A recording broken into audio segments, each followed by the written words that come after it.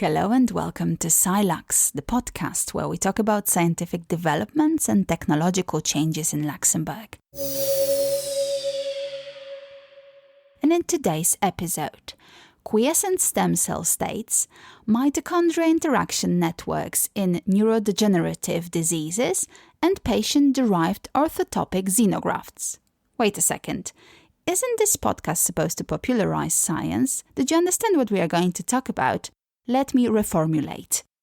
We are going to talk about stem cells and aging, latest Parkinson's disease research in Luxembourg, and the new set of brain tumor models that is openly available. But first, as usual, it's time for the pub quiz.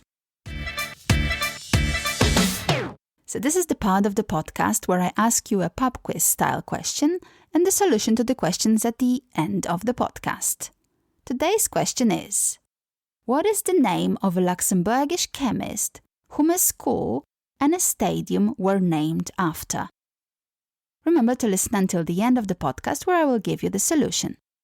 And now on today's topics. First of all, a short disclaimer. This is a scientific podcast. We are not going to focus on ethical issues of using mice or stem cells in research.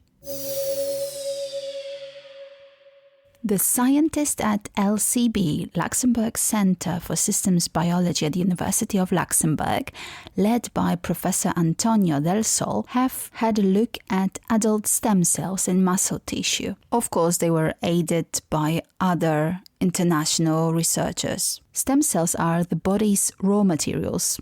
We could call them building blocks. They have an amazing ability to self-renew, and they help regenerate damaged tissues. The problem is aging, so stem cell aging, because then, unfortunately, they lose the ability to regenerate. And that's why the scientists had a look at different stages and different states of these stem cells. What did they discover? First of all, these stem cells are dormant most of the times, but they happen to have two different special states, which are distinguished by their expression of a special gene called CD34. If the level of this gene is high, then the stem cells are able to self-renew. If it's low, they differentiate into muscle cells. What they found out, which is actually good news, is that not necessarily old age leads to problems with stem cell aging.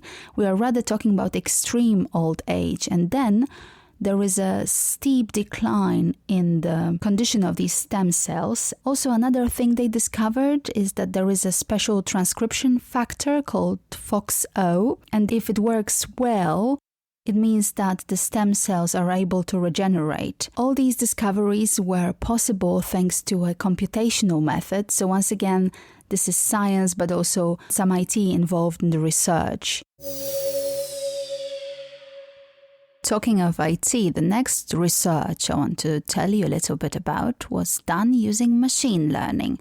So this idea of feeding the machine or rather system with the data and then letting it learn from that data, learn from experience. If you want to know a little bit more about machine learning, I'm going to leave some link to an interesting video about the way it works.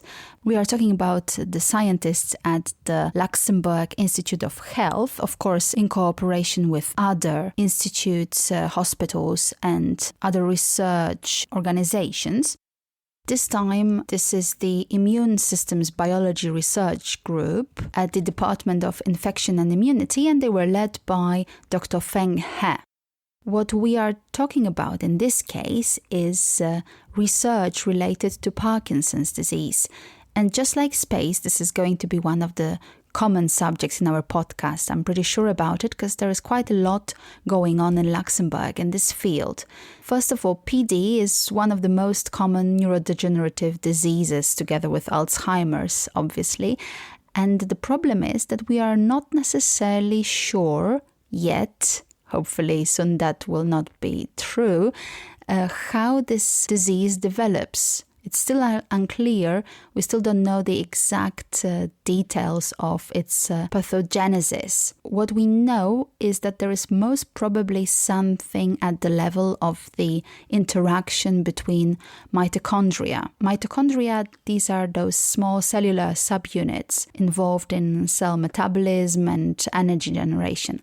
So what has been studied were individual mitochondria, but in this case, thanks to, as I mentioned, machine learning, the scientists could take a larger data set. This data set contained 3D mitochondrial images, and they could analyze the so-called MINs, so mitochondria interaction networks.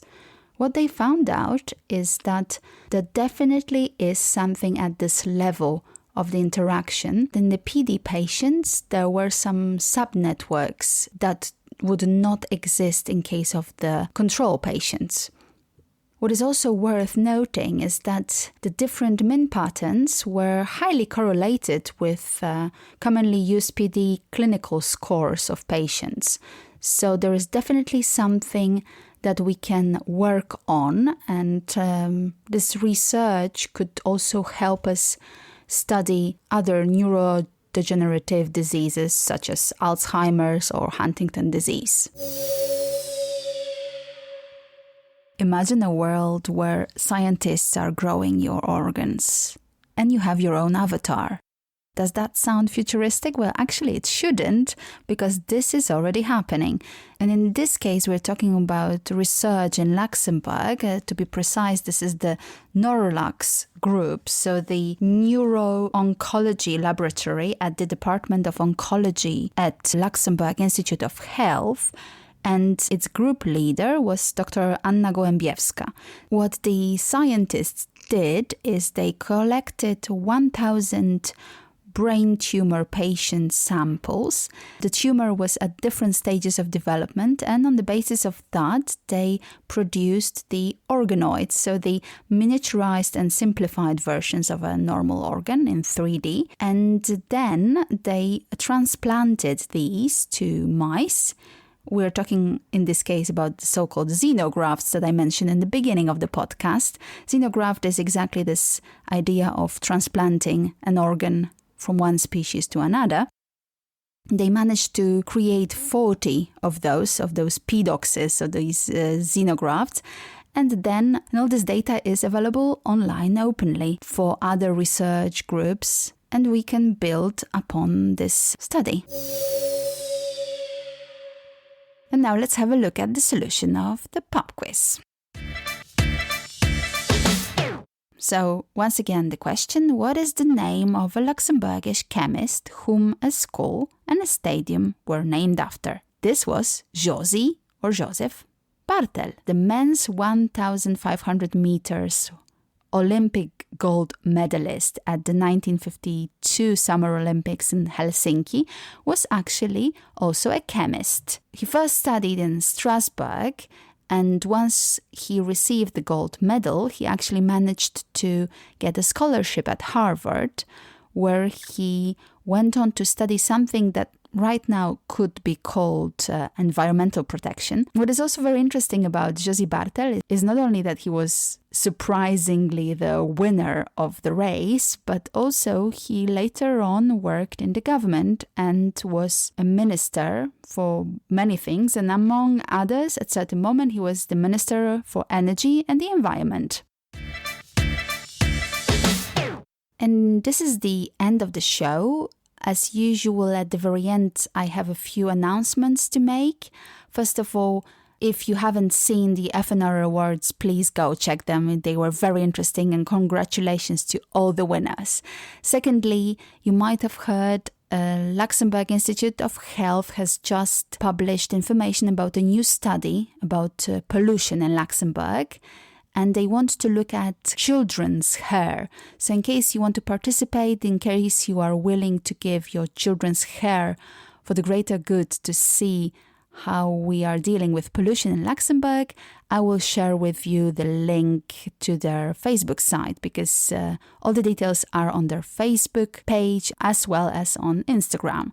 And the second thing, in case you are considering buying a drone for your children for Christmas, don't forget to check what are the rules for flying drones in Luxembourg. I will share a link to the latest video giving you an idea of what to do in case you have a drone in Luxembourg. And this is the end of the show. Thank you for listening. This was SciLux, and my name is Hanna Siemaszko.